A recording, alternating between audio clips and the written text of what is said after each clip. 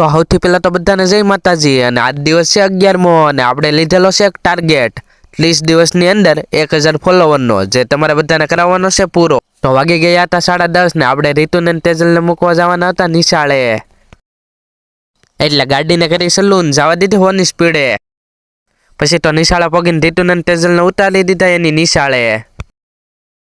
પછી તો રીતુને તેજલને ઉતારીને પાછા નીકળી ગયા આપણે ઘર બાજુ, કેમ કે આપણે તો આજ કોલેજે નહોતું જવાનું। અને પછી તો આપણે પહોંચી ગયા ડાયરેક્ટ ઘરે, અને ગાડી કરીને ઘરે પહોંચ્યા તો આપણા વાળની હાલત કંઈક આવી થઈ ગઈ હતી। અને હાલો હવે જઈએ આપણે કપા વીણવા, અને 12:30 તો કપા વીણીને પાછા આવી ગયા ઘરે।